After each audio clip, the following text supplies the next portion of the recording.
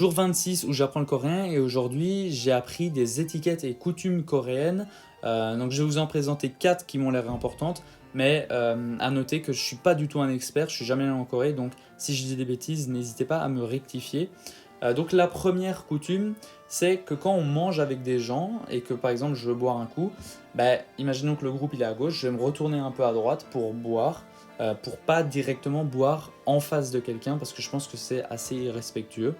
La deuxième coutume, c'est que quand quelqu'un va vous donner quelque chose, au lieu de venir le récupérer, donc récupérer l'objet avec une seule main, on va venir le récupérer à deux mains. Pareil, c'est beaucoup plus respectueux, je pense. Ça montre plus de gratitude quand on récupère un objet à deux mains qu'avec une seule main. La troisième coutume, elle, c'est que quand on va rencontrer quelqu'un et lui serrer la main, au lieu de lui serrer la main avec juste un bras, on va venir avec l'autre main attraper notre avant-bras pour justement lui serrer la main avec les deux bras. Et donc pareil, c'est beaucoup plus respectueux et je pense que ça montre aussi de la gratitude de venir lui serrer la main à deux mains au lieu de une main.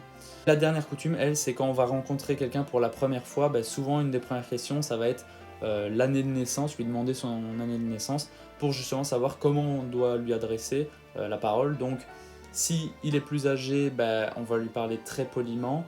Si il est plus jeune, c'est lui qui va nous parler très poliment. Si on est né dans la même année, on va se parler poliment forcément vu que c'est la première fois qu'on se rencontre, mais pas autant que les deux autres.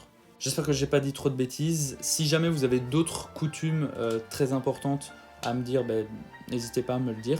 Et sur ce, moi je vous souhaite une agréable fin de journée et je vous dis à demain pour le jour 27.